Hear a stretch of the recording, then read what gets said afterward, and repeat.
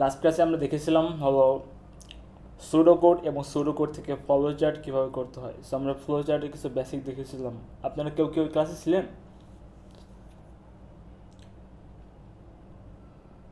Hello? ভাই আমি ছিলাম না। ও আচ্ছা, যাই হোক, আমরা ফ্লো চার্ট শুরু করেছিলাম, ফ্লো চার্টের বেসিক থেকে শুরু করেছিলাম। সো আজকে আমরা একটা নতুন সমস্যা দেখব বা প্রবলেম দেখব, ফ্লো চার্টের মাধ্যমে কীভাবে সলভ করা যায়। সো ফ্লো চার্ট নিয়ে আবার একটু বলি যে ফ্লো চার্ট হলো একটা ভিজুয়াল রিপ্রেজেন্টেশন। আমরা যে স্টেপ বাই স্টেপ সলিউশন দেখেছিলাম একটা প্রবলেম থেকে সলিউশন পর্যন্ত, সেটা টেক্সট আকারে বা টেক্সট ফরম্যাটে না লিখে একটা ডায়াগ্রাম আকারে লেখার যে সলিউশন, সেটাই হলো ফ্লো চার্ট। সো ফ্লো চার্টে বেসিক্যালি কয়েক ধরনের শেপ থাকে এবং শেপের একটা ফ্লো থাকে। যেমন স্টার্ট এবং এন্ডের জন্য আমরা এই ওভাল টাইপের শেপ ইউজ করতাম। ইনপুট এবং আউটপুটের জন্য এই যে সামান্তরিক বা প্যারালেলোগ্রাম, এই ধরনের শেপ ইউজ করতাম। আর কোনো প্রসেস বা ক্যালকুলেশন বোঝালে সেই ক্ষেত্রে আমরা একটা আয়তাকার শেপ বা রেক্ট্যাঙ্গুলার শেপ ইউজ করতাম। আর এই যে শেপটা আছে, এটা হলো ডায়মন্ড শেপ। এটা হলো কোনো প্রবলেমের মধ্যে যখন কোনো ডিসিশন নিতে হয় যে ইয়েস হবে অথবা নো হবে, কোনো একটা কন্ডিশন সেটা ট্রু হবে না ফলস হবে, যখন কম্পিউটার একটা ডিসাইড করে বা একটা ডিসিশন মেক করে, সেই ক্ষেত্রে আমরা এই ধরনের শেপ যেটা আছে ডায়মন্ড শেপ, সেটা ইউজ করি। সো দেখেন, লাস্ট ক্লাসে আমরা দেখেছিলাম একটা প্রবলেম, এটা নিয়ে আবার একটু বলি যেহেতু ইম্পর্টেন্ট। সো কোনো একটা নাম্বার ইভেন নাকি অড, সেটা আমরা কীভাবে বুঝি? কেউ কি বলতে পারবেন কোনো একটা নাম্বার ইভেন অথবা অড, আই মিন জোড় অথবা বিজোড়, সেটা আমরা কীভাবে বুঝি?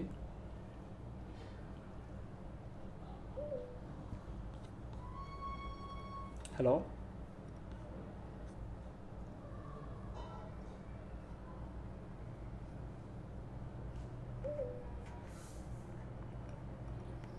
কেউ কি বলতে পারবেন কোন একটা নাম্বার ইভেন অথবা অড আমরা কিভাবে বুঝি?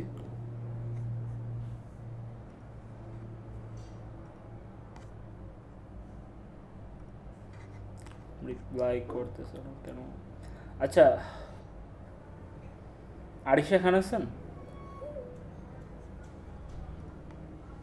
হ্যালো?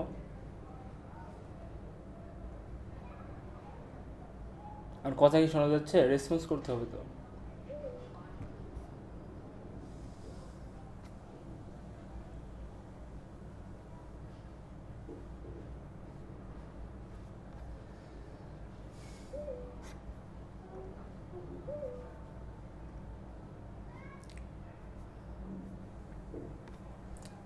যাই হোক, দেখেন যেটা বলতেছিলাম, কোন একটা নাম্বার ইভেন অথবা অড, এটা আমরা কীভাবে বুঝি?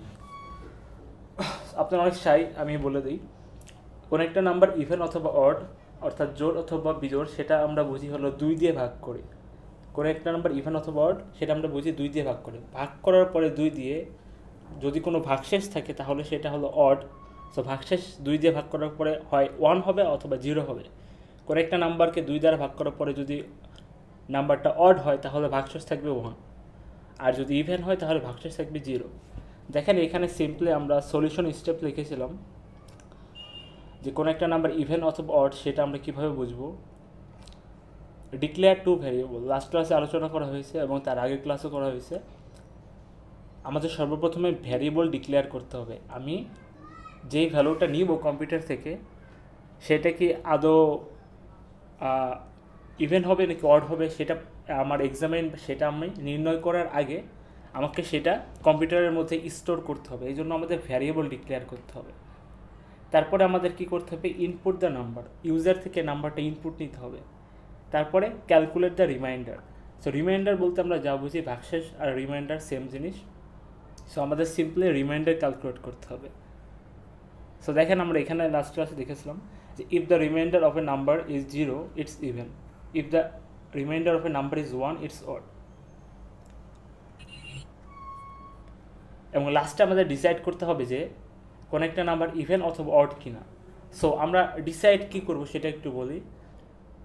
ডিসাইড করব এটাই যে রিমাইন্ডার কি 1 নাকি 0। যদি 1 হয় তাহলে আমি বলবো এটা অড, এবং যদি 0 হয় তাহলে আমি সেটাকে বলবো ইভেন। দেখেন এখানে সুন্দর করে আমি ফলো চার্টের মধ্যে লিখে রাখছিলাম। সর্বপ্রথম আমাদের স্টার্ট করতে হবে প্রোগ্রামটা।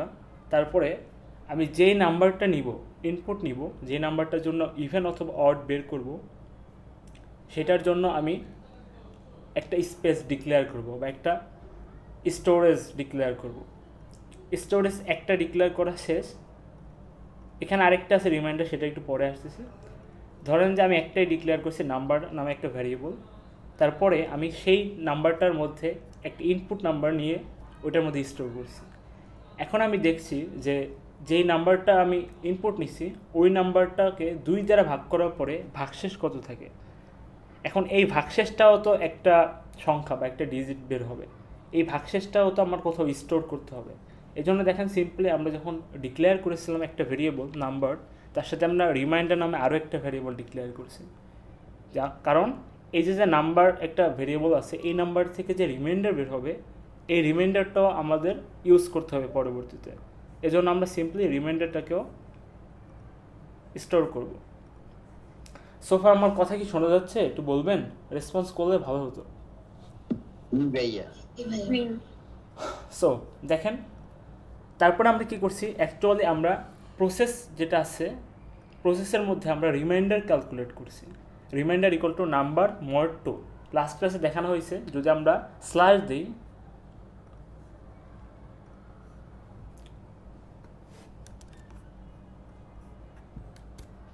যদি আমরা এটা দিই a/b, যদি আমরা এটা দিই, এটা হলো আমাদের ভাগফল বের করে দেয়। এটা কি করে? ভাগফল বের করে দেয়। এর মানে হলো আমি a কে b দিয়ে ভাগ করছি এবং ভাগ করার পরে যে ভাগফলটা হবে সেটা আমাকে স্টোর করে দেবে। আর একটু সুন্দর করে লিখি এখানে, লেটসে আমি বললাম যে okay f equal to a divided by b। এখন f এর ভ্যালু কত হবে? এখন f এর ভ্যালু হবে হলো a কে b দ্বারা ভাগ করার পরে যে ভাগফলটা হবে, ভাগফল, সেটা হবে f এর মান। কিন্তু দেখেন সিম্পলি আমি যদি এখানে স্ল্যাশ না দিয়ে আমি এখানে যদি পার্সেন্টেজ দিই, পার্সেন্টেজকে আমরা পার্সেন্টেজ বলি না, কম্পিউটার প্রোগ্রামিং ভাষায় আমরা এটাকে বলি মড বা মডুলাস। সো এখানে কি হবে, ও আমাকে আর ভাগফল ক্যালকুলেট করে দিবে না, ও আমাকে ক্যালকুলেট করে দেবে হলো ভাগশেষটা। যদি a যদি 7 হয়, b যদি 5 হয়, 7 হয় এবং b যদি 5 হয়, তাহলে ভাগফল আমাদের আসার কথা ছিল এখানে 7কে 5 দ্বারা ভাগ করলে 1, 7কে 5 দ্বারা ভাগ করলে 1। কিন্তু যেহেতু এটা ভাগফল বের করছি না, আমরা ভাগশেষ বের করছি বা রিমাইন্ডার বের করছি, এই ক্ষেত্রে এফ এর ভ্যালু হবে বা এফ এর মান হবে 2। কারণ 7কে 5 দিয়ে ভাগ করার পরে ভাগশেষ থাকে 2। আশা করি ভাগশেষ অথবা মড এবং ভাগফল এই দুটোর মধ্যে আর কখনো কনফিউশন করবেন না, আপনারা কনফিউশনে পড়বেন না। যাই হোক, দেখেন সোফার আমাদের এই লাইন আসা পর্যন্ত এটা আমরা বুঝে ফেলছি, হ্যাঁ এটা আমরা বুঝে ফেলছি যে আমাদের রিমাইন্ডারটা কত হবে, বা আমরা ক্যালকুলেট করে ফেলছি যে আমাদের এখানে রিমাইন্ডারটা কত হবে। এখন রিমাইন্ডার যেহেতু আমি পেয়ে গেছি, তারপর আমাকে একটা ডিসিশন নিতে হবে যে আমি যেই ভ্যালুটা বা যে রিমাইন্ডারটা পেয়েছি এটা কি 0 নাকি 1। এখন দেখেন যদি রিমাইন্ডার 0 হয় তাহলে আমরা জানি সেটা জোড় সংখ্যা হবে। এখানে আমি বলছি যে ইফ রিমাইন্ডার ইজ 0, যদি রিমাইন্ডার 0 হয় তাহলে তুমি ইয়েসের দিকে যাবা বা ট্রুর দিকে যাবা। সো সেই ট্রুর দিকটা হলো ইভেন, এবং তারপরে সিম্পলি প্রোগ্রামটা শেষ হয়ে যাবে। আর যদি এই ইয়াটা কী যেন বলে, ডিসিশন মেকিংটা ফলস হয় অথবা কন্ডিশনটা ফলস হয়, সিম্পলি আমরা যাব নোর দিকে, যে না এটা ইভেন হবে না, আমরা তখন লেফট সাইডে চলে যাব, সেটা হলো অড। প্রিন্ট অড করে আমরা ইন্ট করে দেব। এই যে একটা প্রবলেমের সলিউশন দেখলাম আমরা, এটা নিয়ে কারো কোনো কোশ্চেন থাকলে বলতে পারেন, বা কোথাও যদি আপনি না বুঝে থাকেন সেটাও বলতে পারেন, চেষ্টা করবো রিপিট করার জন্য। বলেন ভাইয়া, রিমাইন্ডার নাম্বার পার্সেন্টেজটা ওইটা যদি আবার একটু বলতেন। ঠিক আছে, আচ্ছা এটা একটু বলি। হ্যাঁ, যেটা বললাম যে কোনো একটা নাম্বার,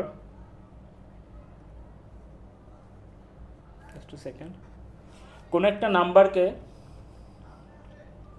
চলুন আবার একটু লিখিয়ে দেখাই। লেটসে আমি বললাম যে সাম অথবা কি বলা যায় result, result equal to 7 divide by 5। এখন কেউ কি আমাকে বলতে পারবে না, বা আপনি কি বলতে পারবেন একটু যে result equal to 7 divided by 5, এটা আমি লিখেছি, এখানে রেজাল্টের ভ্যালুটা আসলে কত হবে? ভাইয়া পার্সেন্টেজে আসবে ভাইয়া। দশমিক কনসিডার না করি, ভাগফলটা কত হবে? 1 আসবে। 1 আসবে। হ্যাঁ, One. এই বিষয়ে কোনো কনফিউশন আছে আপনার যে 1 আসবে? ভাগফল চাইছি, না ভাগফল কিন্তু 1ই আসবে। 1-এর পর দশমিক থাকতে পারে, ওই বিষয়ে আমরা যাচ্ছি না, বাট মেইনলি কিন্তু 1ই আসবে। যদি আমরা মানে দশমিক সংখ্যার যে ভাগ, যেটা নিঃশেষে বিভাজ্য যদি না হয়, তাহলে 1ই আসবে। এখন দেখেন, আমরা যদি এখানে ডিভাইড না দিয়ে মড দিই, এইটাকে পার্সেন্টেজকে আমরা বলছি মড বা মডুলাস। সেই মড সাইনটা যদি আমি দিই, তাহলে কি করবে, ও ভাগ করবে, ঠিক আছে, ভাগ করার পরে যে ভাগশেষটা থাকবে, 7কে 5 দিয়ে ভাগ করার পরে ভাগশেষ কত থাকে বলেন তো? 2, সিম্পলি 2। স্যার দেখেন, ও আর ভাগফলটা দিবে না, ও জাস্ট ভাগশেষটা নিয়ে রেজাল্টের মধ্যে স্টোর করবে। ও আর ভাগফলটা নিবে না, ভাগশেষ নিবে। সো আমাদের যখন বুঝছি ভাইয়া। হ্যাঁ, আমি বলতেছি যে আমাদের যখন ইভেন অড ক্যালকুলেট করতে হয়, তো ইভেন নাম্বার তো অনেক বড় হয়ে যেতে পারে। ধরেন এইটাও একটা ইভেন নাম্বার বা এইটাও একটা ইভেন নাম্বার। সো এই ক্ষেত্রে আমাদের তো ভাগফলের দরকার নেই, আমরা জাস্ট দেখবো ওটা কি 80 নাকি 81, আবার দেখবো ওটা কি 800 নাকি 800 নাকি 801। আমাদের লাস্ট ডিজিটটা দেখতে হবে, যেটা হলো একটা 0 নাকি 1। সো 2 দিয়ে ডিভাইড করার পরে আমরা সিম্পলি বুঝি যে আমাদের রিমাইন্ডার বা ভাগশেষ কি 0 হবে নাকি 1 হবে। যদি 0 হয় তাহলে সেটা জোড় সংখ্যা, যদি 1 হয় তাহলে সেটা বিজোড় সংখ্যা। দেখুন, এই কনসেপ্টটা ইউজ করে আমরা সিম্পলি এই প্রবলেমটা সলভ করেছিলাম। আর কি কোনো কনফিউশন আছে? থাকলে বলতে পারেন। না অন্য কারো কোনো কোশ্চেন আছে? তাহলে আমরা নেক্সট প্রবলেমে যাবো আর কি।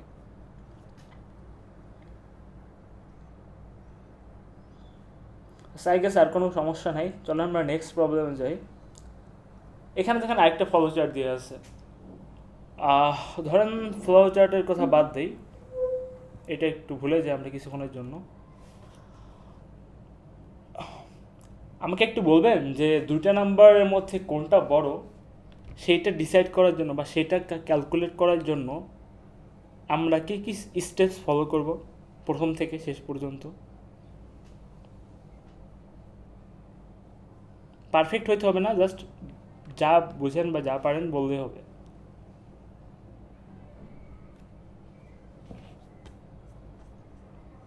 প্রথমে শুরু করি। হ্যাঁ, দেন আমরা দুইটা ভেরিয়েবল দেব, ভেরিয়েবল অ্যানাউন্স করে তারপর আমরা ভেরিয়েবল দুটাতে দুইটা নাম্বার অ্যাড করব। দেন আমরা ডায়মন্ড শেপে গিয়ে ওটা ই করব যে এ কি বি থেকে বড় কিনা। হ্যাঁ, যদি এ থেকে বি থেকে বড় হয় তাহলে আমরা এটা যদি ট্রু হয় তাহলে আমরা লিখবো যে A is the greater number, and যদি ফলস হয় তাহলে লিখবো যে print B is a greater number and. হ্যাঁ, পারফেক্ট, একদম যা বলছেন তাই। দেখেন এখানে লেখা আছে একদম তাই না। প্রথমে আমরা প্রসেসটা স্টার্ট করার পরে আমাদের যেহেতু দুইটা নাম্বার নিতে হবে, এবং যেহেতু এখানে কোনো ক্যালকুলেশন নাই, আমরা কি সামেশন বের করতেছি, যোগফল বের করতেছি বা এরিয়া বের করতেছি এখানে? না ভাইয়া। যদি আমরা যোগফল বা সামেশন বা এরিয়া বের করতাম, সেই ক্ষেত্রে আমাদের কী করতে হতো, একটা যোগফল যে একটা নতুন রেজাল্ট বের হবে, তার জন্য আমাদের নতুন একটা ভেরিয়েবল নিতে হতো। কিন্তু জাস্ট আমরা কিন্তু এখানে কম্পেয়ার করছি দুটো নাম্বারের মধ্যে। তো যেহেতু নতুন কোনো যোগফল বা কোনো এরিয়ার মতো কোনো ডিজিট বের হবে না বা কোনো নাম্বার বের হবে না, এই জন্য কিন্তু আমাদের কোনো এরিয়া বা নতুন কী বলে যোগফলের জন্য নতুন কোনো ভ্যারিয়েবল লাগে না, জাস্ট সিম্পলি দুইটা ভ্যারিয়েবল এখানে লাগছে, একটা নাম্বার 1, একটা নাম্বার 2। দেখেন নাম্বার দুইটা ডিক্লেয়ার করার পরে আমরা সিম্পলি ইউজার থেকে নাম্বার দুইটা ইনপুট নিছি। এটা হলো ইনপুটের শেপ, সবাই জানে। ইনপুট নেওয়ার পরে সিম্পলি দেখেন দুটো নাম্বার আমার হাতে চলে আসছে। তারপরে আমি ডিসাইড করব যে একটা নাম্বার কি অন্যটা থেকে বড় কি না। লেটসে আমি বলি যে একটা নাম্বার হলো নাম্বার 1, একটা হলো নাম্বার 2। নাম্বার 1টা কি নাম্বার 2 থেকে বড় কি না। এখন আপনারাই বলেন, নাম্বার 1 যদি নাম্বার 2 থেকে বড় হয়, তাহলে গ্রেটার নাম্বার কোনটা প্রিন্ট করতে হবে? হ্যালো, কোশ্চেন বুঝতে পারছেন? হ্যালো, কোশ্চেনটা আমার হ্যাঁ দিকে আজাদ আছে তো স্যার ভাইয়া, এই জন্য মানে কোশ্চেন বুঝতে পারিনি, একবার বলবেন? আজান তো দিচ্ছে। আচ্ছা ঠিক আছে, আমরা 30 সেকেন্ডসের একটা ব্রেক নিব কি আজানের জন্য?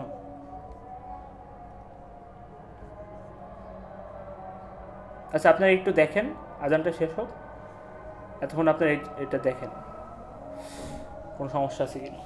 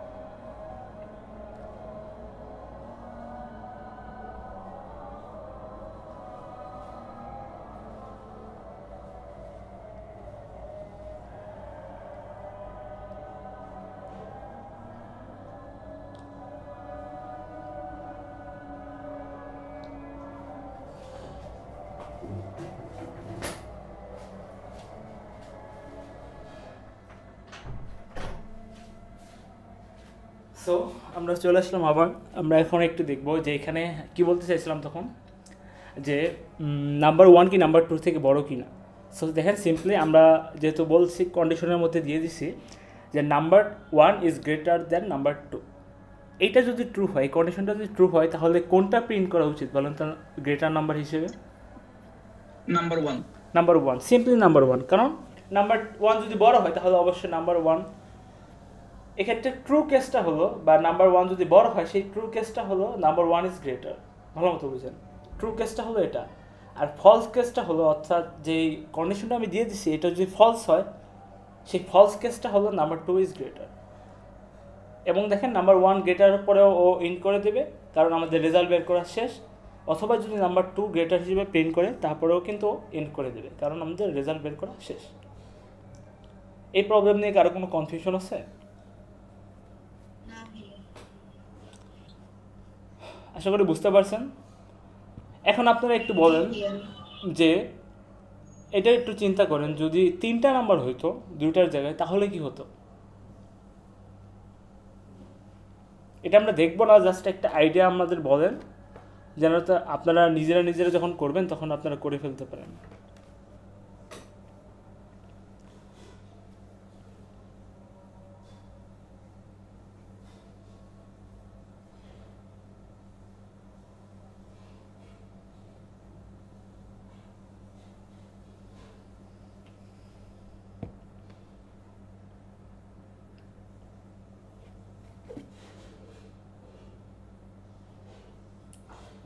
কেউ কি বলতে পারবেন?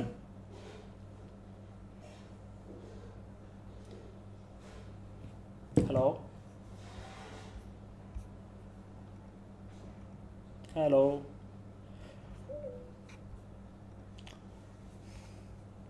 জি ভাই, শোনা যাচ্ছে। হ্যাঁ কেউ কি বলতে পারবেন যদি 3টা নাম্বার হয়, এখন 3টা নাম্বার আমরা কিভাবে কনসিডার করব? প্রথমে আমরা স্টার্ট করব, দেন আমরা তিনটা ভেরিয়েবল ডিক্লেয়ার করব, এবিসি এবিসি। দেন এই তিনটা ভেরিয়েবলের ভিতরে আমরা নাম্বারটা 3টা নাম্বার অ্যাড করব। দেন আমরা কোশ্চেনে দেব যে ডায়মন্ড শেপের ভিতরে আমরা আস্ক করব যে এ কি বি থেকে বড় কিনা।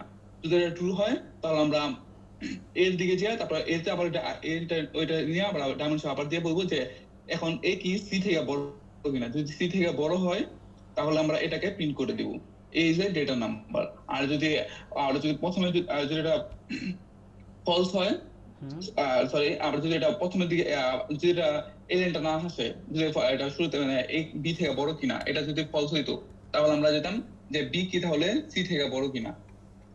যদি সি থেকে বড় হইতো তাহলে আমরা বি কে আমরা গ্রেটার নাম্বার করতাম।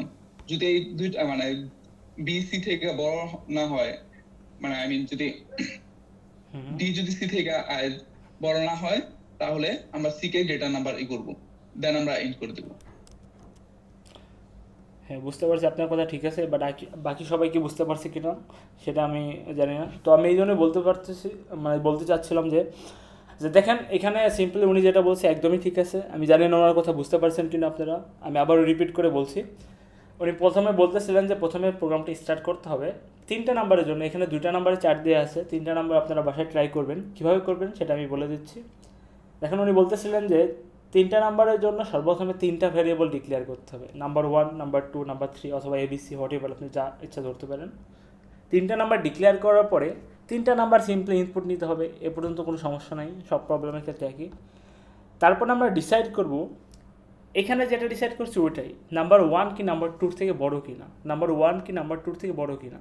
দেখেন 3টা নাম্বার নিয়ে কাজ করার সময় বা 4টা নাম্বার সবগুলোর আগে সর্বপ্রথম আমরা যে কোনো 2টা নাম্বার বলা যায় রাফলি, প্রথম 2টা নাম্বার নিয়ে আমরা কম্পেয়ার করব। একটা নাম্বার হলো এ বি সি। দেখেন একটা এক্সাম্পল দিয়ে বলতে ইজি হবে। লেটস সে 3টা নাম্বার হলো 4, 6, 7। দেখেন 3টা নাম্বার আমরা এখানে লিখে ফেলছি 4, 6, 7।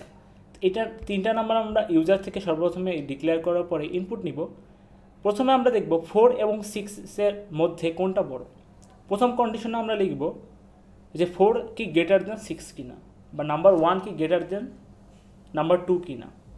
দেখেন যদি আমরা কম্পেয়ার করি যে নাম্বার 1 যদি 4 নাম্বার 1 হয়, 6 যদি নাম্বার 2 হয় এবং 7 যদি নাম্বার 3 হয়, প্রথম কন্ডিশনে যদি আমরা কনসিডার করি নাম্বার 1 কি নাম্বার 2 থেকে বড় কিনা, এটা কি ফলস হবে না ট্রু হবে?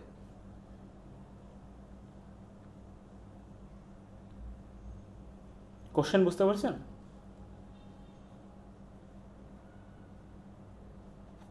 হ্যালো, হ্যাঁ আমি বলছিলাম যে এখানে ধরেন যে এটা না বলে আমি বললাম যে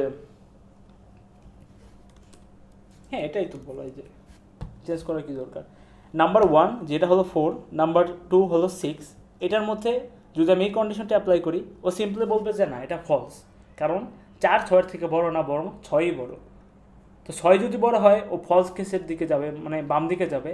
এই দিকে কি হবে, এই দিকে নতুন একটা কন্ডিশন আমাদের আবার দিতে হবে, কারণ এই দুটা থেকে ফার্স্টে যে দুটো আছে সেই দুটা থেকে তো আমরা একটা রেজাল্ট পেয়েছি, যে এই রেজাল্টের মধ্যে আমরা পেয়েছি যে কোনটা বড়, প্রথম দুটা থেকে কোনটা বড়। প্রথম যে দুইটা থেকে আমরা অলরেডি পেয়েছি, যেহেতু কন্ডিশনটা ফলস তাহলে নাম্বার 2 বড়, অর্থাৎ 6 বড়। এখন আমি এই বড়টার থেকে আবার তৃতীয় যে নাম্বারটা আছে সেটা কম্পেয়ার করব। কিভাবে কম্পেয়ার করব?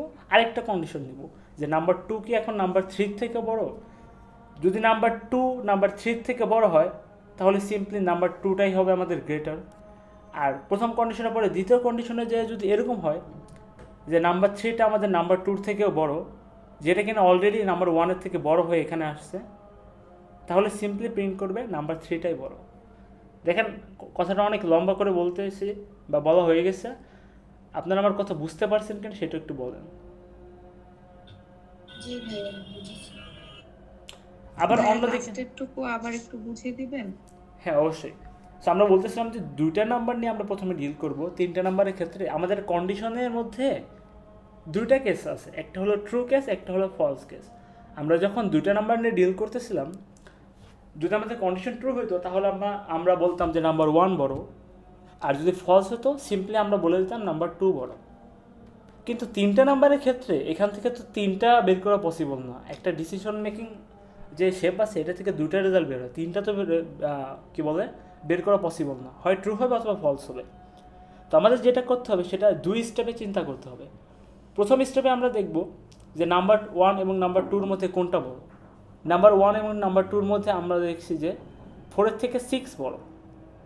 এখন যেটা বড় সেটার সাথে আবার আমার নাম্বার 3 কম্পেয়ার করতে হবে, যে আমি অলরেডি জানি 4 এবং 6-এর মধ্যে 6 বড়, এখন আমি 6-এর সাথে 7 কম্পেয়ার করব কোনটা বড়। তো যেহেতু এটা ফলস হবে প্রথম কন্ডিশনটা, ও সিম্পলি এখানে আসবে, এখানে আসার পর আবার আরেকটা ডায়মন্ড শেপ দিতে হবে, সেটার মধ্যে চেক হবে নাম্বার 2 কি নাম্বার 3 থেকে বড় কিনা। বল না তো সেই কন্ডিশনটা কি ট্রু হবে না ফলস হবে? ফলস। ফলস হবে সিম্পলি, কারণ নাম্বারটা হলো 7, 7 6-এর থেকেও বড়। সেই ক্ষেত্রে আমরা সিম্পলি 7কে প্রিন্ট করে দেব। সো এখানে বেসিক্যালি 3টা ডায়মন্ড শেপ লাগবে। এই প্রবলেমটা আপনারা বাসায় ট্রাই করবেন, খুবই সহজ। যদি এই 2 নাম্বারটা বা 2টা নাম্বারটা বুঝে থাকেন, 3টা নাম্বারটা একটু চিন্তা করলেই পেরে যাবেন। যাই হোক, এটাই ছিল আমাদের টাস্ক, এটা আপনারা করে ফেলবেন। এখন আমরা একটু কম্পিউটার কোড আসলে দেখতে কেমন সেটা একটু দেখি। আমাদের কম্পিউটার কোড আমরা আজকে লিখবও না, বোঝার চেষ্টা করবো না, বাট অ্যাটলিস্ট দেখে রাখবো কম্পিউটার কোডগুলো দেখতে কেমন।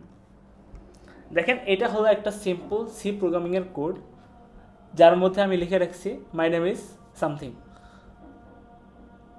যে কোনো একটা লাইন প্রিন্ট করতে আমাদের এই যে 5টা বা 6টা লাইন, এতটুকু পরিমাণ কোড আমাদের কোড ব্লকসে লিখতে হবে। এতটুকু লেখার পরে আমাকে আউটপুট দেবে কি জানেন?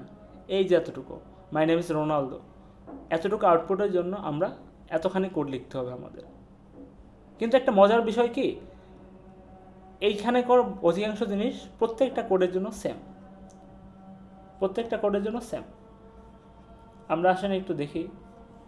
এখানে দেখেন একটা আমি ইমেজ ক্রিয়েট করেছিলাম, যে এই যে পোর্শনটুকু আছে, হ্যাশট্যাগ ইনক্লুড stdr.h, তারপরে int মেন, ফার্স্ট ব্র্যাকেট, দেন থার্ড ব্র্যাকেট, সেকেন্ড ব্র্যাকেটের মধ্যে আমরা লিখে রাখছি এখানে আবার রিটার্ন 0। এই যে পার্টটুকু আছে, সিম্পলি বলা যায় এটা আপনি আজ থেকে শুরু করে বা আপনার আইসিএস থেকে শুরু করে আপনার যতদিন কোডিং লাইফ থাকবে, যদি আপনি সি প্রোগ্রামিং করেন, প্রত্যেকটা ক্ষেত্রে এইটা অলমোস্ট সেম। আপনার এতটুকু পরিমাণ লিখতেই হবে। এই কোডের মধ্যে এই যে একটা মেইন বডি পার্ট, এই পার্টের মধ্যে আপনি নতুন নতুন কোড অ্যাড করবেন, আপনার কোডের সাইজ অনেক বড় হবে। বাট যে ফার্স্ট পার্ট আছে, এই ফার্স্ট পার্টটা এবং যে লাস্ট পার্ট আছে, এটা অলমোস্ট সব কোডেই সেম থাকবে। সো এটাকে আসলে আমরা বলা যায় হিউম্যান স্কেলিটন। মানুষের চেহারা বা ফেস ডিফারেন্ট হতে পারে, বলা যায় বডি স্ট্রাকচার ডিফারেন্ট হতে পারে, কারো ওয়েট কম বেশি, হাইট কম বেশি হতে পারে, বাট বেসিক যে জিনিসগুলো আছে সেটা হলো হাত পা, দেন কি বলা যায় স্পাইনাল কর্ড, দেন হেড বা মাথা, এই সবগুলো জিনিস সেমই থাকে সবার ক্ষেত্রে। তো কম্পিউটার প্রোগ্রামিংয়ের এই সব বেসিক জিনিস সেমই থাকে। আর নতুন দুটো ফাংশন আমরা লিখব বা দেখবো আজকে, সেটা হলো প্রিন্টএফ এবং স্ক্যানএফ। প্রিন্টএফ কী করে? It's a very common function or simply a command by what we can print something in C programming. C programming এ আমরা কোনো একটা লাইন বা কোনো একটা টেক্সট, এমনকি কোনো একটা ডিজিট প্রিন্ট করতে হলে আমরা প্রিন্টএফ ইউজ করি। আর এই যে পার্টটুকু আছে দেখেন এখানে সুন্দর করে, খুবই ছোট একটা পার্ট, এইটা হলো আমাদের কম্পিউটার প্রোগ্রামিংয়ের স্কেলিটন বা কঙ্কাল। সো চলেন আমরা এখানে লিখে রাখছি যে অ্যাকচুয়াল যে নাম আছে সেই নামটা, এটাকে আমরা বলি header file. Hashtag include stdr.h। আপনারা যখন একটু বড় হবেন, SPL বা ডিএসএ কোর্সগুলো করবেন, যেগুলো একটু অ্যাডভান্স, আমরা ওখানে দেখব অনেক ধরনের হেডার ফাইল আছে। যেমন math.h একটা হেডার ফাইল, যার মধ্যে আমরা অনেক ক্যালকুলেশন করতে পারি, পরে দেখবো আস্তে আস্তে আমরা। সো এটাকে আমরা বলি হেডার ফাইল। এটাকে আমরা বলি মেইন ফাংশন, int মেইন। এটা হলো এমন একটা ফাংশন যার মধ্যে আমার সকল ধরনের কোড থাকবে, এই জন্য আমরা বলি এটাকে মেইন ফাংশন। আর এই যে একটা কার্লি ব্র্যাকেট আছে, সেটা হলো প্রপার্টি বোঝায় যে আমাদের কোডটা এখান থেকে শুরু হয়েছে এবং এখানে শেষ হয়েছে। এই যে কার্লি ব্র্যাকেট বা সেকেন্ড ব্র্যাকেটের মধ্যে আমাদের সম্পূর্ণ কোড লিখতে হবে। আমরা যদি কোনোভাবে এই কার্লি ব্র্যাকেট মিস করি, সিম্পলি এখানে এরর হবে এবং আউটপুট আসবে না, এবং আমরা চাইলে এর বাইরেও কোড লিখতে পারবো না। সো আমরা যত কোড লিখবো, ইন্টিজার মেইনের যে কার্লি ব্র্যাকেট, এই কার্লি ব্র্যাকেটের মধ্যেই লিখব। আর লাস্টে আছে রিটার্ন টাইপ। এটা জাস্ট জেনে রাখেন, এটা রিটার্ন টাইপ। আপনাদের আইসিএস কোর্সের জন্য এটা কিছুই কোনো কাজে লাগবে না, আপনি জাস্ট মুখস্থের মতো এতটুকু লিখে রাখবেন। এখন বলতে পারেন ভাইয়া কোড করতে আসছে মুখস্থ কেন করব। আসলে মুখস্থ করবো এরকম না, আমরা জাস্ট প্রত্যেক ক্ষেত্রে এতটুকু লিখে রাখবো, আমরা যখন কোড করবো আস্তে আস্তে আমরা এই ব্র্যাকেট এখানে কেন হইলো, এই ইন্টিজার মেইন কেন লিখতে হইলো, বা হ্যাশট্যাগ ইনক্লুডের কাজটাকে আমরা যখন প্র্যাকটিক্যালি ইউজ করব তখন আপনারাই বলতে পারবেন একটা একটা করে। তখন পর্যন্ত আপনারা জাস্ট লিখতে থাকেন। দেখেন এখানে আরও কিছু কোডিং আমি দিয়ে রাখছি যেগুলো আমরা আপাতত স্কিপ করবো। এখানে লিখে রাখছি নো নিড টু আন্ডারস্ট্যান্ড, বুঝতে হবে না, জাস্ট দেখে রাখেন যে 2টা নাম্বার ইনপুট নিতে হলে কী কী করতে হয়। আমাদের 2টা নাম্বার প্রথমে আমরা ডিক্লেয়ার করছি, এই যে ফলো চার্টের মতো যদি আমরা চিন্তা করি, স্টার্ট করছি প্রোগ্রামটা, ডিক্লেয়ার করছি, ইনপুট নিছি, তারপর ডিসাইড করছি। এটার ফ্লোটাও দেখেন একই রকম। আমরা এই যে এতটুকুর মধ্যে বুঝলাম যে এটা হলো start process, hashtag include, integer main. এই যে ইন্টিজারের যে লাইনটা এটা হলো ডিক্লেয়ার। আমি আবারও বলছি এগুলো আপনাদের এখন বুঝতে হবে না, যা জেনে রাখেন যে ফ্লো চার্ট এবং কম্পিউটার প্রোগ্রামিং একই জিনিস। আপনি যখন ফ্লো চার্ট সম্পর্কে খুব ভালো ধারণা পেয়ে যাবেন, কম্পিউটার প্রোগ্রাম আমরা যখন করতে যাব তখন আমাদের আর ফ্লো চার্ট রাখতে হবে না, আমরা সিম্পলি কোড করতে পারবো। এটা হলো আমাদের ডিক্লেয়ারের প্রসেস বা ডিক্লেয়ারের যে লাইনটা আছে সেটা। এটা আমাদের ইনপুট নেওয়ার লাইন, স্ক্যান করার লাইন। তারপর দেখেন আমাদের প্রসেস, 2টা নাম্বার যোগ করার যে প্রসেস লাইন।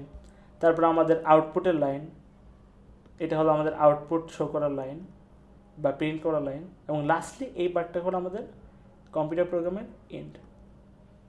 কারো কোনো কোশ্চেন থাকলে বলতে পারেন।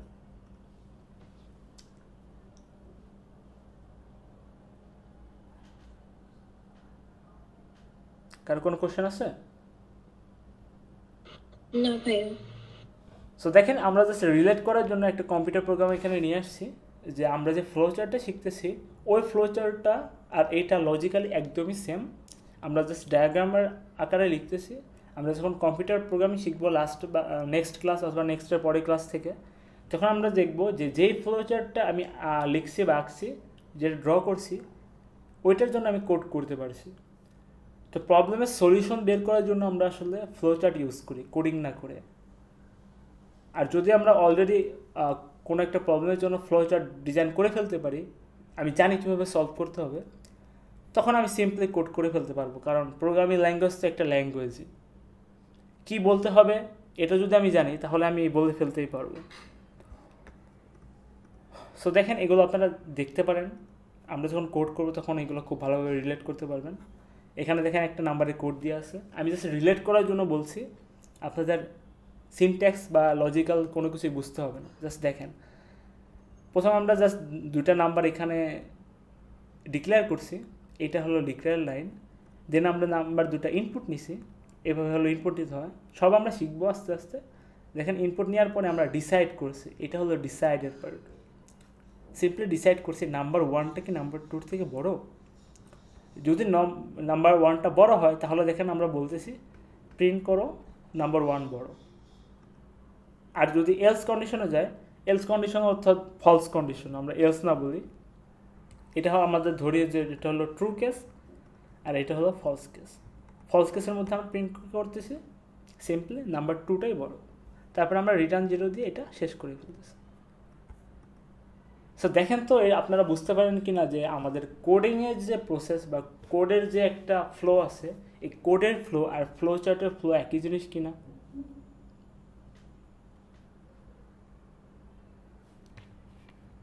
হ্যালো, সো এখানে আরও কিছু হ্যাঁ অনেকটা সেমই আমাদের মনে হচ্ছে, বাট আসলে সম্পূর্ণই সেম। আমরা যখন কোড করা শিখবো তখন দেখবো যে আসলে এত সহজ কোড করা বা এতটুকু লাইন লেখা কত সহজ। আমরা এত কষ্ট করে ফ্লো চার্ট ডিজাইন কেন করতেছি, কোনটা কোন শেপ, এত কিছু কেন মনে রাখতেছি। আমাদের আর কিছুদিন পরে থেকে কোড করা ইজি মনে হবে। কিন্তু আপনি যদি প্রবলেমের সলিউশন আপনার নিজের মধ্যে চিন্তা করতে না পারেন তাহলে কিন্তু কোড করা স্টার্ট করলে সেটা শেষ হবে না। বুঝতে পারছেন? এই জন্য আমাদের আইসিএসে আমাদের ফ্লো চার্ট শেখানো হয়, বা এসপিএল নেক্সট কোর্স যেটা আপনারা পাবেন কম্পিউটার প্রোগ্রামিংয়ের, সেটা হলো এসপিএল। সেটার মধ্যে আমাদের ফ্লো চার্ট শেখানো হয়, যা আমরা আইডিয়া জেনারেট করতে পারি যে আমাদের কোনো একটা প্রবলেম থেকে সলিউশন করতে কী কী করতে হবে। তারপর আমরা ধীরে ধীরে প্রোগ্রামিং ল্যাঙ্গুয়েজ শিখবো এবং সেটা প্রোগ্রামিং ল্যাঙ্গুয়েজের মাধ্যমে সলভ করে ফেলবো। সো দেখেন এই পিডিএফে আর পড়ার মতো কিছুই বাকি নেই। আমি অলরেডি আপনাদের 2টা ভিডিও আপলোড করে দিয়েছি এবং 4টা পিডিএফ 2টা ভিডিওর নিচে আপলোড করে দিয়েছি। ওয়েবসাইট থেকে আপনারা দেখে নেবেন রেকর্ডিং যদি কেউ মিস করে থাকেন ক্লাস। সো আমরা দেখেন কিছু রিয়েল লাইফ প্রবলেম দেখি এবার, যে আমরা যে ফ্লো চার্ট শিখলাম, এই ফ্লো চার্টে আমরা 2টা নাম্বার শুধু ক্যালকুলেট করবো কি না বা সাম ক্যালকুলেট করবো কি না, এটা আসলে রিয়েল লাইফ প্রবলেম সিনারিও কী হতে পারে। সো দেখেন আমরা সোফার শিখেছিলাম যে আমাদের ফ্লো চার্ট কীভাবে কাজ করতে হয় বা সলিউশন স্টেপগুলো কীভাবে কাজ করে, সেটা দিয়ে একটা ফ্লো চার্ট কীভাবে বানানো হয়। আজকে আমরা একটু দেখব যে রিয়েল লাইফে আমাদের এই ফ্লো চার্ট বা এই সলিউশন স্টেপগুলো কীভাবে কাজ করে। সো এটা লাগবো না, এটা কিছুদিনের জন্য ভুলে যাই।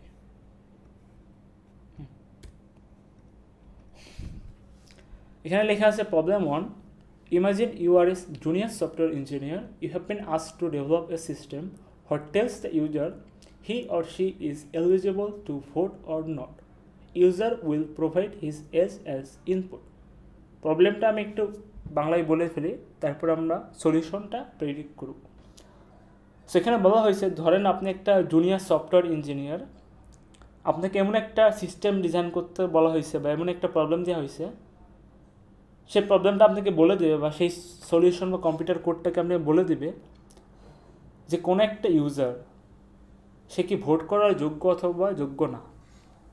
এখানে লজিক কি, ধরেন যে আমাদের দেশের কি আইন আছে, 18 বছর হলে 18 বছর উপরে হতে হবে। 18 বছর বা 18 বছরের বেশি বয়স হলে ভোট দিতে পারবেন।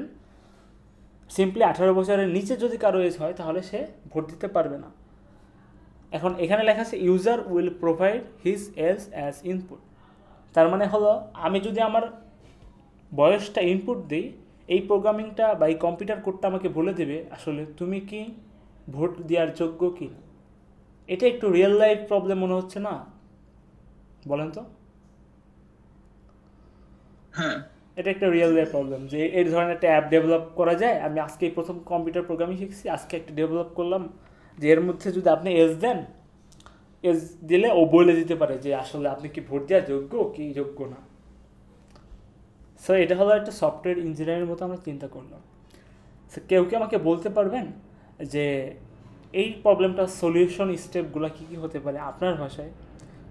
আর বলার সময় একটু ধীরে সুস্থে বলবেন, আমাদের সময় আছে, আমরা তাড়াহুড়ো করতে চাচ্ছি না। ধীরে সুস্থে বলবেন, সুন্দর করে বলবেন, টাইম নিয়ে বলবেন, যাতে স্পষ্টভাবে আমরা শুনতে পারি। এখন বলতে পারেন। বা অ্যালগরিদম বলবো নাকি এই যে ফ্লো চার্টটা বলবো? অ্যালগোরিদম বলতে পারেন, সমস্যা নেই। অ্যালগোরিদম, আচ্ছা by the way, flow chart বা অ্যালগোরিদম কিন্তু অলমোস্ট সেম জিনিস। অ্যালগোরিদম হলো একদম ডিরেক্ট টেক্সট, যেটা একদম টেক্সট আকারে লেখা। আর সুডোকোড বলতে চাইছিলাম, সুডোকোড এবং অ্যালগোরিদম একই রকম জিনিস, বাট সুডোকোডটা একটু কোডের স্টাইলে যে টেক্সটগুলো লেখা সেটাকে আমরা বলি সুডোকোড, আর একদম জেনারেলাইজড যে টেক্সট ফরম্যাট সেটা আমরা অ্যালগোরিদম বলি। সো এটা আমরা সামনে শিখবো। এখন বলেন অ্যালগোরিদম অথবা ফলো চার্ট যে কোনো একটাই বলতে পারবেন, দুইটা অলমোস্ট সেম। আচ্ছা, প্রথম আমরা স্টার্ট করি। দেন আমরা একটা ভেরিয়েবল নিব, এ ডিক্লেয়ার করে দিব, এবং আমরা দেন এই করবো যে স্ক্যান করবো ইউজারের যে মানে যে জানতে চাইছে তার নিব বয়সটা কত, এটা আমরা ইনপুট নিব। দেন ইনপুটটা আমরা ওই ভেরিয়েবলে দিব। তারপরে আমরা এটা আস্ক করব যে ওই মানে ইনপুটটা এ কি 18 বছর বড় বা এর সমান কিনা। যদি এর বড় থেকে বড় এবং সমান হয় তাহলে আমরা ট্রু হয় তাহলে আমরা প্রিন্ট করব যে সে ভোটের জন্য এলিজিবল, আর যেটা ফলস হয় তাহলে আমরা প্রিন্ট করব সে এলিজিবল না, দেন ইন করব। হ্যাঁ, একদম পারফেক্ট অ্যান্সার। একদম যা বলছেন ঠিক তাই করতে হবে। এখানে দেখেন আমি সুন্দর করে লিখে রাখছিলাম অ্যালগোরিদমটা। অ্যালগোরিদম বা সলিউশন স্টেপ যেটা আপনি বলে মনে রাখতে পারবেন আপনার উপরে, সেটা স্টেপ 1 আমাদের স্টার্ট করতে হবে। তারপরে উনি যেটা বললেন যে একটা ভ্যারিয়েবল ডিক্লেয়ার করতে হবে, যেহেতু আমাদের এজ একটা ইনপুটটা নিয়ে আমরা কোথাও স্টোর করবো, দেন আমরা ডিসাইড করব। তো এখানে একটা ভ্যারিয়েবল ডিক্লেয়ার করছি। তারপরে দেখেন input the age from the user, declaration শেষ, তখন আমরা ইনপুট নিব ইউজার থেকে। ইনপুট নেওয়া শেষ, তারপর আমরা কি করব, ওই যে এজটা আছে সেটা আমরা দেখব যে 18 থেকে বড় অথবা সমান কিনা অথবা ছোট কিনা। এখানে দেখেন আমাদের প্রবলেমের সলিউশন বুঝেন যে 18 থেকে ছোট কিনা, যদি ছোট হয় একটা, অথবা 18 বা 18 বড় হলে আরেকটা। বুঝতে পারছেন যে 18 বছর হয়ে গেলে কিন্তু আমরা ভোটের জন্য এলিজিবল। তো এলিজিবল হতে হলে হয় 18 হতে হবে অথবা 18 থেকে বেশি হতে হবে। আমরা বলতে পারি যে সমান বা বড় কিনা, বা বড় অথবা সমান কিনা। যাই হোক, এই ডিসাইডটা করার পরে আমরা দেখব if the condition is true print the person is eligible to vote. যদি কন্ডিশনটা ট্রু হয় তাহলে আমরা সিম্পলি বলে দেব যে ওই ব্যক্তিটা ভোট করার যোগ্য। If the condition is false print the person is not eligible to vote. যদি কন্ডিশনটা ফলস হয় আমি বলে দেব যে ওই পারসনটা বা ওই ব্যক্তিটা ভোট করার যোগ্য না, এবং সিম্পলি যেটাই অ্যান্সার হোক সেটাই আমরা ইন করে দেব। এখন দেখেন সুন্দর করে এখানে আমি ফলোচার্টটা ডিজাইন করে রাখছি। আমরা যা বললাম এক্স্যাক্টলি সেটারই ফলোচার্ট কি এখানে আছে কিনা একটু দেখে বলবেন আমাকে? হ্যাঁ, সেম। সবাই একটু দেখেন, বোঝার চেষ্টা করেন। আমরা একদম বেসিক জায়গায় আছি, এখান থেকে আমরা কোনো কোশ্চেন থাকলে শিখে যেতে পারবো আস্তে আস্তে। যখন অ্যাডভান্স প্রবলেম আসবে তখন কারো কোনো কোশ্চেন থাকলে বলতে পারেন, বা আপনি যদি লাস্ট ক্লাসে না থাকেন, এই ক্লাসে কিছু না বুঝে থাকেন সেটা বলতে পারেন। যদি সময় থাকে আমি রিপিট করার ট্রাই করব।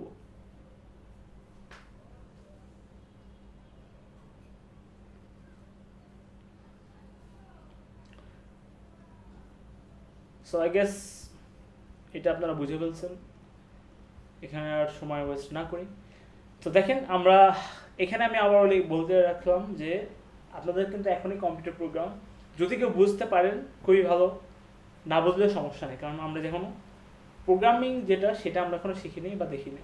প্রোগ্রামিংটা করলে এই প্রবলেমের জন্য প্রবলেমটা এরকম হবে। আমরা জাস্ট দেখবো যে স্টেপগুলো ম্যাচ করতেছি কিনা প্রোগ্রামিংয়ের সাথে। যেমন এইটার ক্ষেত্রে যদি একটু বলি যে এই পার্টটুকু যেটা আছে হ্যাশট্যাগ ইনক্লুড stdio.h তারপরে অ্যান্টি মেন, এটা হলো স্টার্টিংয়ের পার্ট, আমরা প্রোগ্রামটি স্টার্ট করলাম। তারপরে হলো ইন্টিজার এস, এটাতে আমরা এসটা ডিক্লেয়ার করলাম। তারপরে আমরা একটা মেসেজ প্রিন্ট করছি যে আমাকে এসটা দাও, ওইটা না দেখে আমরা সিম্পলি এখানে দেখি। তারপরে আমরা ইনপুট নিছি, ডিক্লেয়ার করার পরে আমরা ইনপুট নিছি, স্ক্যান করছি এসটা। যখন এসটা স্ক্যান করা হয়ে গেছে তারপরে আমরা কি করছি, বা ইনপুট নেওয়া হয়ে গেছে, একটা ডিসিশন ছিল, এখানে ডিসিশন মেক করতে হতো। স্যার ডিসিশনের জন্য আমরা ইফ এলস ইউজ করি, এটা আমরা পরে দেখবো যখন প্রোগ্রামিং শিখবো। সো এর মধ্যে একটা কন্ডিশন আমি দিয়ে রাখছি, এজ যেটা আছে বা বয়স যেটা আছে সেটা কি 18 বড় অথবা সমান কিনা, বড় অথবা সমান কিনা। আপনারা যখন প্রোগ্রামিং শিখবেন তখন আপনারা দেখবেন যে আমরা প্রোগ্রামিংয়ের মধ্যে শুধু বড় অথবা ছোট এটার বাইরেও আমরা আরেকটা অপারেটর, আমরা যেই ছোট বড় এগুলোকে আমরা বলি অপারেটর। সো এই লেস দেন, তারপরে হলো মোর দেন, লেস দেন বা গ্রেটার ইকুয়াল, এগুলোকে আমরা বলি অপারেটর। সো আমরা কম্পিউটার প্রোগ্রামিংয়ে সিম্পলি আমরা একটার জায়গায় দুটা ইউজ করতে পারি। এই দুইটা মিললে কি বোঝায় যে এসটা কি বড় কিনা, বড় হইলেও এখানে ট্রু হবে অথবা সমান হইলেও ট্রু হবে। এসটা যদি বড় হয় 18 থেকে, সেই ক্ষেত্রে এই প্রবলেমের সলিউশনের জন্য এইটা হবে ট্রু কেস। আর যদি এসটা 18 সমান হয় তবুও এটা ট্রু কেস হবে। এটা একটু কনফিউজিং মনে হইতে পারে, বাট বুঝছেন কিনা বলেন?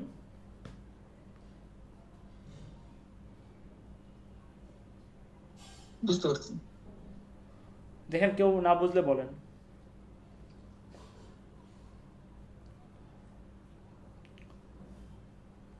যাই হোক, আশা করি বুঝতে পারছেন যে এখানে জাস্ট সিম্পলি চেক করা হচ্ছে যে এই এজটা যেটা আছে সেটা 18 থেকে, এখানেও লেখা রাখছি দেখাচ্ছে সেম, যে age is greater or equal, এই ইয়াটাকে সাইনটাকে আমরা একসাথে বলি গ্রেটার অর ইকুয়াল। মনে রাখবেন গ্রেটার অর ইকুয়াল।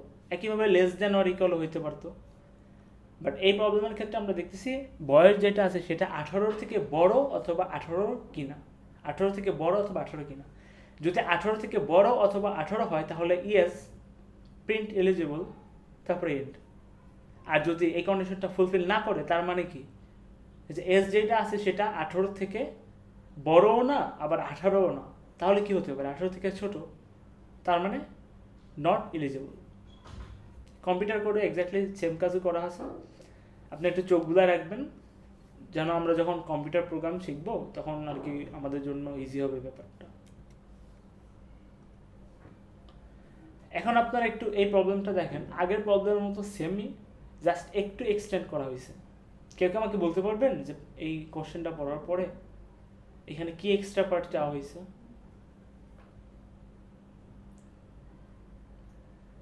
আমরা মানে কত বছর শর্ট আছে ওইটা আমরা শো করব। সিম্পলি এখন শুধু ছোট বড় দেখানো, মানে I mean eligible not eligible দেখানোর সাথে সাথে কত বছর আসলে শর্ট আছে সেটা আমাদের প্রিন্ট করতে হবে, যে আর কয়েক বছর পরে সে আসলে ভোট করতে পারবে, তাই না?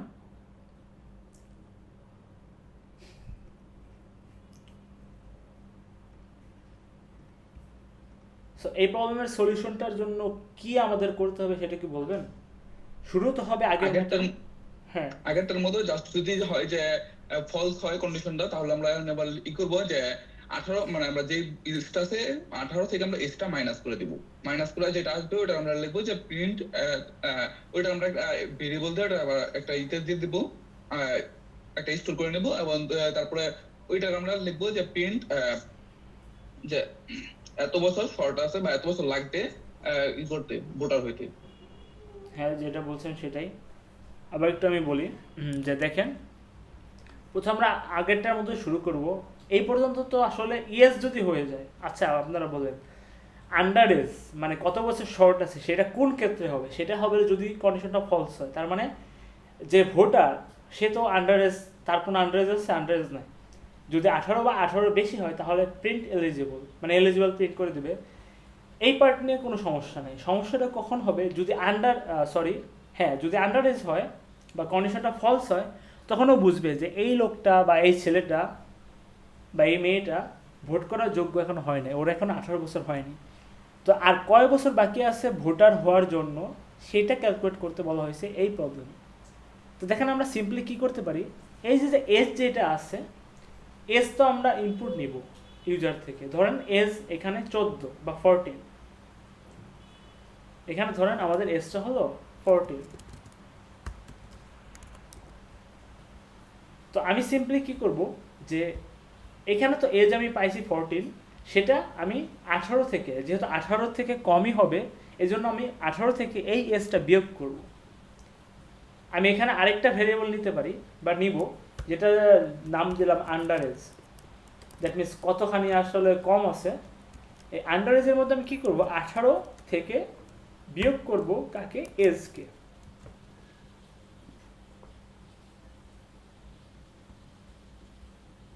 এজ যদি আমাদের 14 হয় তাহলে আমরা কি করব, ফলসে আসার পরে কিন্তু নট এলিজিবল হওয়ার পরে কিন্তু, সো নট এলিজিবলের ক্ষেত্রে আমরা জাস্ট সিম্পলি কি করব, আন্ডার এজ নামে আরেকটা ভেরিয়েবল নেব, যেটার মধ্যে আমি স্টোর করব যে কয় বছর বাকি আছে আমাদের ভোটার হওয়ার জন্য। 18 থেকে যে এজটা ওরা আছে সেটা বিয়োগ করলেই যে কত বছর বাকি সেটা আমরা বের করে ফেলতে পারবো।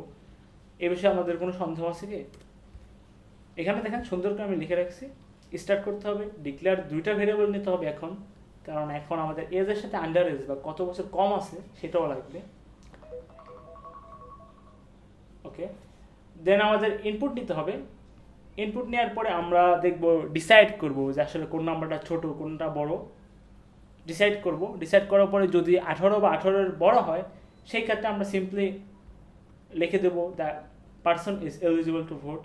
আর যদি কোনোভাবে সেই নাম্বারটা ছোট হয় তাহলে আমরা বুঝে ফেলবো যে আসলে আন্ডার এজ আছে বা বয়স কম আছে প্রয়োজন হচ্ছে। If the condition is false calculate under age. যদি কন্ডিশনটা ফলস হয় তাহলে আমরা কত বছর কম আছে সেটা আন্ডার এজটা ক্যালকুলেট করব, 18 বিয়োগ এজ। তারপরে আমরা সিম্পলি লিখে দেবো যে the user is not eligible to vote এবং and he needs more percentage dear. এটা জাস্ট একটা ফরম্যাট কোডিং করার, আমরা জাস্ট সিম্পলি লিখে দেবো এটা যে সে এলিজিবল না এবং তার এত বছর বাকি আছে। তারপরে আমরা এন্ড করে দেবো। এখানে দেখেন সুন্দর করে আমি ওই কোডটাই লিখে রাখছি। জাস্ট একটা সিম্পল এক্সট্রা পার্ট আছে প্রিন্ট করার আগে নট এলিজিবল, কত বছর বাকি আছে আসলে এই জন্য নট এলিজিবল হয়ে যাবে। এবং এখানে যখন প্রিন্ট করবো যে নট এলিজিবল, তার নিচে সিম্পলি আমি এটাও প্রিন্ট করে দেব যে কত বছর বাকি আছে, তারপরে প্রিন্ট করে দেব। দেখেন তো কোনো কনফিউশন বা কোশ্চেন আছে কিনা।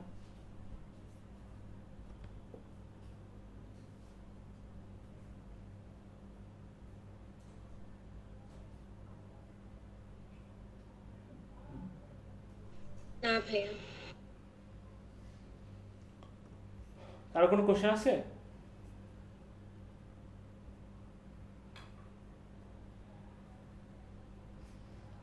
আচ্ছা, আশা করি আপনারা বুঝতে পারছেন।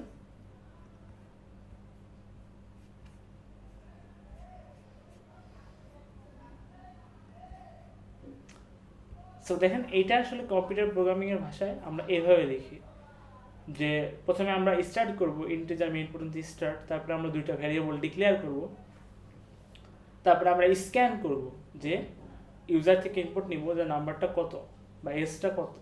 তারপরে সিম্পলি আমরা if age is more than or equal to 18 থেকে বড় অথবা সমান হলে আমরা লিখব simply the person is eligible to vote, vote করার যোগ্য।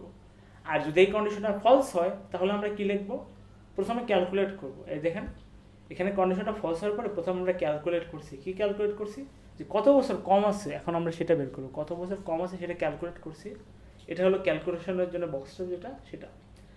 তারপরে সিম্পলি আমরা চলে আসছি প্রিন্ট লাইন। এখানে দেখেন তাই করা হয়েছে, ক্যালকুলেট করা হয়েছে under age equal to 18 minus age. তারপরে আমরা দুইটা লাইন প্রিন্ট করছি, the person is not eligible to vote and he needs 8 years বা 6 ইয়ার্স, যে এটা প্রিন্ট করে দিচ্ছি। এটা হলো কোডের সাথে রিলেট করার জন্য দেওয়া। আমরা এখন আপাতত এটা ইগনোর করব, আমরা কোড শেখার পরে এখানে আবার দেখা আসবো কীভাবে আসলে এই ফ্লোচার্ট থেকে আমরা এই কোডটা লিখতে পারি, সেটা আমরা দেখব। সো দেখেন আমরা যারা আজকে যে লাস্ট প্রবলেমটা আছে সেই লাস্ট প্রবলেমটা আমরা এখন দেখব। সো এখানে দেখেন সিম্পলি বলা আছে imagine imagine you have been hired as a software engineer in a finance company. You have been told to develop a real-time money exchange rate system. ধরে নেন আপনাকে একটা সফটওয়্যার ইঞ্জিনিয়ার হিসেবে একটা ফাইন্যান্সিয়াল কোম্পানিতে বা ফাইন্যান্স কোম্পানিতে চাকরি দেওয়া হয়েছে বা জব দেওয়া হয়েছে। সো আপনার কাজটা হবে এখন একটা real life money exchange rate system বানানো। দেখেন এই প্রবলেমের সলিউশনটা আমরা এখন জাস্ট একটু দেখে রাখবো, যদি কেউ না বোঝেন সমস্যা নেই, আমরা নেক্সট ক্লাসে শুরু করার আগে এই প্রবলেমটা আবার ডিসকাস করব। সো দেখেন আমি এখানে বলে রাখছি যে যে সিস্টেমটা বা যে মেশিনটা বা যে প্রোগ্রামটা আমরা বানাবো সে তার মধ্যে আসলে কোন কোন ধরনের সুবিধা থাকতে হবে। প্রথমে দেখেন it will ask the user how many or how much money they want to exchange. আসলে প্রবলেমটা আমরা আবার একটু বুঝি, যে প্রবলেমটা আসলে এমন যে আমাকে real time money exchange rate জানতে হবে। ধরেন একটা ইউএস ডলার একটা কারেন্সি, বাংলাদেশি ডলার আরেকটা কারেন্সি। সো এই দুইটা কারেন্সির মধ্যে কনভার্ট করলে, যেমন আমরা জানি এক ইউএস ডলার মানে 120 টাকা বা 125 টাকার মতো। সো আমি যদি বলি আমি $5 এক্সচেঞ্জ করব ব্যাংকে যাওয়ার পরে, ও আমাকে বলে দিতে পারবে জাস্ট $5 জন্য আপনি বা আমি কত টাকা পাবো, বা সেটা যদি $10 হয় তাহলে $10 জন্য আমি কত টাকা পাবো। প্রবলেমটা কি বুঝতে পারছি? হ্যাঁ। সো দেখেন এখানে সিম্পলি আমরা কি করছি, it will ask the user how much money they want to exchange. সর্বপ্রথমে জিজ্ঞাসা করবে, আচ্ছা আপনি মানি তো এক্সচেঞ্জ করতে আসবেন, ঠিক আছে, আপনি কত টাকা এক্সচেঞ্জ করতে চান। তারপরে জিজ্ঞাসা করবে then it will ask the user what is the currency they want to change. খালি তো বললেই হবে না যে কত টাকা আমি চেঞ্জ করবো, আমাকে এটাও বলতে হবে যে আমার কারেন্ট কারেন্সি কোনটা। এই প্রবলেমের ক্ষেত্রে আমরা দুইটা কারেন্সি কনসিডার করতেছি, একটা হলো ইউএসডি বা ইউএস ডলার, আমেরিকান ডলার, আরেকটা হলো ইউরো বা ইউরোপিয়ান কারেন্সি যেটা। তো আমাদের বলতে হবে যে আসলে আমরা কি ডলার থেকে বাংলাদেশি টাকায় রূপান্তর করব অথবা ইউরো থেকে বাংলাদেশি টাকায় রূপান্তর করব। If the user has USD, যদি আমি ইউএসডি চেঞ্জ করতে চাই বা এক্সচেঞ্জ করতে চাই, it will convert in BDT considering 1 USD equal to 125 BDT। যদি ইউজার বলে যে আমরা ইউএসডি থেকে দ্যাট মিনস ইউএস ডলার থেকে বাংলাদেশি টাকায় কনভার্ট করতে চাই, তাহলে ও এইটা কনসিডার করবে যে এক ইউএসডি ডলার মানে হলো 125 টাকা। ইন দ্য সেম ওয়ে যদি ইউরো আমাকে বলে যদি আমি ইউরো চেঞ্জ করতে চাই, তাহলে ও এটা কনসিডার করবে যে এক ইউরো মানে 145 টাকা। ফাইনালি আমাকে বলবে যে it shows how much money they will get and will thank them. আমাদের লাস্টে বলবে যে তোমরা বা তুমি এত টাকা পাবা এবং তোমাকে ধন্যবাদ বা থ্যাংক ইউ। এই হলো সলিউশন। আচ্ছা ভাইয়া, জি জি বলো। আমার একটু কোশ্চেন আছে। হ্যাঁ, এটাতে আমরা যে মানে এটা দিছি মানে মানি এক্সচেঞ্জের যে এটা দিছি ওইটাতে আমরা ইউএসডি এটাকে আমরা ভ্যালুটা কি মানে টাকার এগেইনস্টে যে ইউএসডি এর যে এটা ভ্যালুটা এটাকে আমরা কনস্ট্যান্ট রাখবো নাকি এটা মানে সেম অলওয়েজ মানে থাকবে, চেঞ্জ হতে থাকবে? এখানে দেখো কোশ্চেন নাই যে ফিচার্স যে বলা আছে, ফিচারের মধ্যে দেয়াই আছে যে এক ইউএসডির জন্য তুমি হিসাব করবা যে $1 = 5। যদি ইউজার এসে বলে আমি $1 চেঞ্জ করবো, তখন তুমি সিম্পলি বলবা এই জানেন আপনার 125 টাকা বা আপনি 125 টাকা পাবেন। যদি $5 হয় তাহলে কত হয়? 625 টাকা। ও সিম্পলি বলবে 625 টাকা দেন। তো এখানে তোমার বলাই আছে যে তোমার $1 জন্য কত, এখন কত ডলার তোমাকে জাস্ট ইনপুট নিতে হবে এবং সেটা দিয়ে 125টা গুণ করলেই তুমি পেয়ে যাবা কত টাকা সে পাবে। বুঝতে পারছো কি? হ্যাঁ, বুঝতে পারছি। দেখো এখানে সিম্পলি আমি সলিউশন স্টেপগুলো লিখে রাখছি। সলিউশন স্টেপের মধ্যে বলা আছে start the program, declare 3 variables called amount, currency choice এবং পেয়েবল অ্যামাউন্ট। আমাদের কত টাকা দিতে হবে এবং আমরা কত টাকা এক্সচেঞ্জ করব এবং ফাইনালি আমরা কত টাকা পাবো, এটা হলো দুইটা জিনিস। আরেকটা হলো কারেন্সি চয়েস। কারেন্সি চয়েসের মধ্যে আমরা ইউরো এবং ডলার বলছি, তো আমাদের বলে দিতে হবে যে কারেন্সি চয়েসটা কি। এটা আমরা যখন ফ্লোচার্ট দেখবো তখন আরও সহজে বুঝবো। Input the exchange amount from the user, সর্বপ্রথম আমাদের ইনপুট নিতে হবে। Input the choice of currency, choose 1 for USD and choose 2 for euro. আমাদের চয়েস নিতে হবে, কারেন্সি চয়েস। আমি 1 ইনপুট দিব, তাহলে ও বুঝবে যে আসলে আমি ইউএসডি থেকে টাকাই নিতে চাই। আর যদি 2 চুজ করি তাহলে ও সিম্পলি বুঝবে ইউরো থেকে টাকাই যেতে চাই। দেখেন এখানে বলা আছে if the choice is 1, payable amount equal to amount into 1 to 5, 125। যদি চয়েস 1 হয় তার মানে ইউএসডি থেকে কনভার্ট করতে চাই, তাহলে সিম্পলি ও বলে দিবে যে পেয়েবল অ্যামাউন্টটা বা যে ফাইনাল অ্যামাউন্টটা হবে সেটা হলো অ্যামাউন্ট। এই অ্যামাউন্টটা হলো ইনপুট যে অ্যামাউন্টটা ছিল বা ইউএস ডলারের যে অ্যামাউন্ট, সেই অ্যামাউন্ট ইন্টু 125, 1 to 5। তারপরে ও সিম্পলি বলে দেবে যে হ্যাঁ এটা যদি ট্রু হয়, চয়েস যদি 1 হয়, the user choose USD to BDT conversion. যেহেতু চয়েস করছি 1, সেটা হলো ইউএসডি টু বিডিটি কনভার্সন। ও সিম্পলি ইউএসডি থেকে বিডিটি কনভার্ট করে দেবে এবং payable amount is percentage D BDT. এটা আসলে আমরা একটা ফর্মেটে লিখছি, ওটা লিখতে হবে না। যেখানে জাস্ট এটা বুঝেন যে বলবে যে ইউএসডি থেকে বিডিটি কনভার্ট করছো আর এই যে হলো টাকার পরিমাণ। সিম্পলি যদি 2 চয়েস করে তাহলে কি হবে, পেয়েবল অ্যামাউন্টটা 145 দিয়ে গুণ করতে হবে এবং বলে দিতে হবে যে ইউরো থেকে বিডিটি কনভার্ট করছি এবং টাকার পরিমাণ হলো এইটা, এবং থ্যাঙ্কস দিয়ে প্রোগ্রাম ইন্ট করে দেবে। এই হলো আমাদের ফ্লোচার্টটা এই প্রবলেমের জন্য। এটা একটু বলি যে প্রথমে আমরা 3টা ভ্যারিয়েবল ডিক্লেয়ার করছি। একটা হলো অ্যামাউন্ট, যে অ্যামাউন্টটা আমি বলছি যে আমার কাছে $100 আছে, যে ডলারটা আছে সেটা ডলার বা ইউরো আছে সেটা হলো ডিক্লেয়ার অ্যামাউন্ট, এটা হলো অ্যামাউন্ট, কত অ্যামাউন্ট চেঞ্জ করব। কারেন্সি চয়েস, এখানে কারেন্সি চয়েস হয় 1 হবে না হলে 2 হবে। যদি 1 হয় তাহলে আমরা সিম্পলি বলবো যে এটা আমরা ইউজারটা আসলে ইউএসডি থেকে বিডিটি করতে যাচ্ছি। আর যদি 2 হয় তাহলে আমরা বলবো যে ইউরো থেকে বিডিটি করতে যাচ্ছি। দেখুন মনে করেন যদি 1 হয় তাহলে আমরা কি করব, এই ডিসিশনে আসার পরে যদি দেখি 1 হয় তাহলে আমরা বুঝবো যে ইউএসডি থেকে করতে হবে। তখন আমরা অ্যামাউন্ট যেটা আছে, যে ইনপুট অ্যামাউন্ট বা ডলার আছে, সেটাকে আমরা 125 দিয়ে গুণ করব। তারপরে আমরা কি করব, সে প্রিন্ট অ্যামাউন্ট করে দেবো। এই প্রিন্ট অ্যামাউন্ট বলতে আসলে বোঝাচ্ছে যে পেয়েবল অ্যামাউন্ট, মানে বাংলাদেশি টাকায় কত হবে সেটা প্রিন্ট করে দেবো এবং সিম্পলি এন্ড করে দেবো। আবার ধরেন এখানে যদি আমি নো দিই, নো দেওয়ার পরে কি হবে, ও সিম্পলি এলসেফের মধ্যে আসবে। এলসেফের মধ্যে হলো আরেকটা ইফ, এটা আমরা পরে দেখব। আরেকটা কন্ডিশন চেক করবে। কন্ডিশন চেক করার পরে যদি দেখে 2, সিলেক্ট করছি, তারপরে ও বুঝবে যে আসলে ইউরো হবে 2, তখন ও 145 দিয়ে পেয়াবল অ্যামাউন্টটা হিসাব করবে, অ্যামাউন্টের সাথে 145 গুণ করে, এবং লাস্টলি প্রিন্ট করে দেবে 145 দিয়ে গুণ করার পরে যে রেজাল্ট হবে সেটা। আর দেখেন এইখানেও নো রাখছে এই কারণেই যে এমনই হতে পারে যে ইউজার চয়েস দেওয়ার সময় 1ও দিল না, 2ও দিল না, 3 দিয়ে দিল। এখন এই প্রবলেমের ক্ষেত্রে কি বলা আছে, আমাকে বলতে পারবেন এখানে কি বলা আছে কোনো কিছু যে 3 দিলে কি হবে? সিরিয়াল আমাদের কোনো ইস্যু আমরা তো করা হয়নি। আমাদের বলে দেওয়া নাই যে 3 দিলে কি হবে এখানে। তাহলে আমি বলে দেবো যে না 3 মানে 1 এবং 2 না পাইলে সেটা আমরা নো হিসেবে কনসিডার করে আমরা বলে দেবো এটা ইনভ্যালিড।